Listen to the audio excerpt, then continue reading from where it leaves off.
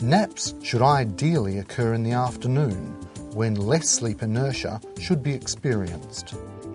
Schedules must allow time to wake after a nap, before the driver returns to work. Recovery naps taken in the vehicle may seem less refreshing, but when sleep loss poses such a safety risk, you can't muck about. If you wait for too long for a really good opportunity to nap, it may be too late. A recovery nap can still be had when the body says it isn't time for sleeping, but be aware that longer naps may disrupt the next major sleep. It can disturb the body clock, making it harder to get back into a stable work-rest pattern.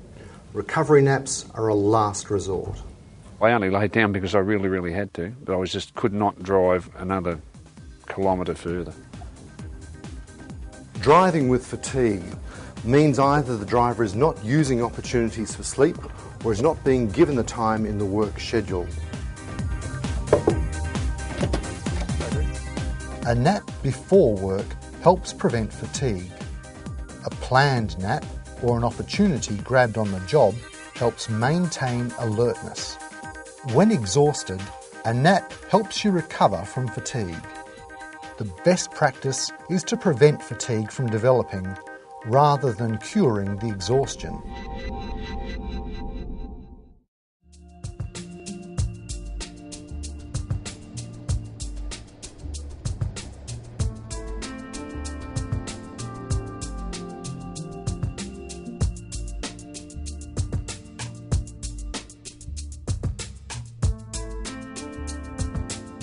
Napping's not the solution to every fatigue problem.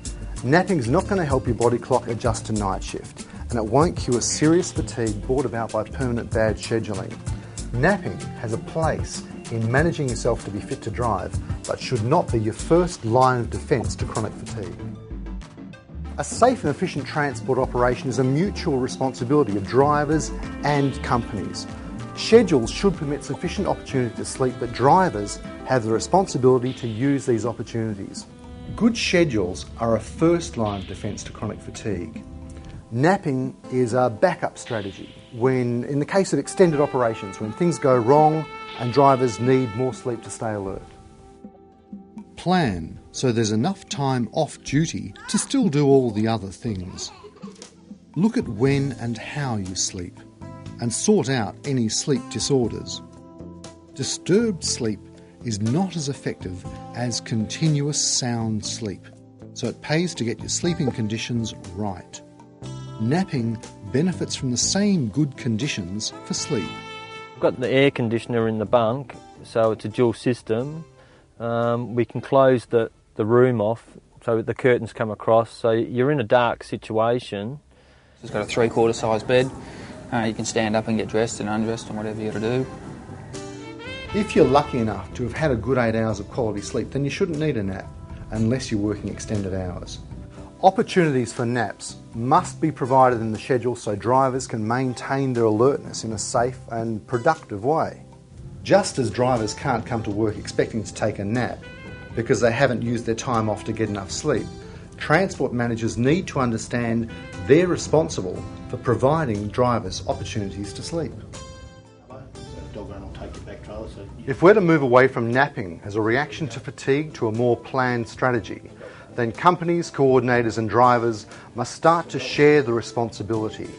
Drivers and coordinators must work together to improve schedules to allow sufficient sleep. Maybe wander out of here tomorrow morning with Barry and get into Melbourne Monday evening, give yourself plenty of time.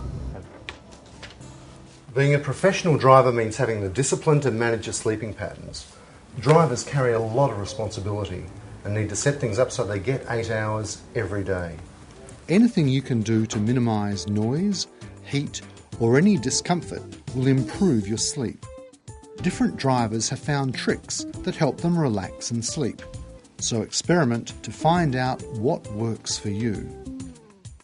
Try to find a spot where it is quiet, safe and some distance from the road. Time your pit stops to coincide with your body's natural lulls. Many companies have elected as part of their policy to provide earplugs, eye shades and air-conditioned sleeping berths. There you go, Stuart. It's recommended that drivers act responsibly and contact their supervisor advising them where they plan to nap. This is a safeguard for the driver and security for the load. Unplanned napping can be unsafe as the location itself may be hazardous. Getting a good nap involves the same considerations as normal sleep. A good nap is obtained in quiet, dark, comfortable conditions where drivers feel safe. Naturally, sleepiness in the afternoon lull helps.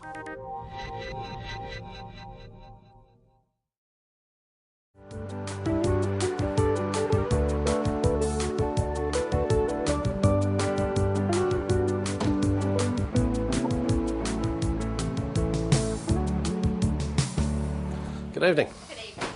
Napping can only be considered good practice where there is a commitment to obtaining sufficient main sleep on a daily basis. Napping is an essential second-line defence if things go wrong and sufficient sleep cannot be obtained. In the eyes of the law, a truck, the roadway and other road users are considered to be part of a dynamic workplace. So when the Occupational Safety and Health Act requires employers to provide a safe working environment and employees to operate a safe system of work, it covers the issue of fatigue as a major safety issue in the workplace. The industry is warned that napping to make up for insufficient main sleep due to bad schedules could be seen as misuse. Companies are cautioned that napping practices should not lead to extending working hours beyond what is legitimate. If an accident is caused by driver fatigue and the driver should have known that he or she has not had adequate sleep, then the consequences for the driver can be severe. They could face serious criminal charges such as dangerous driving or culpable driving causing death, possibly even manslaughter. The driver could also be liable in damages.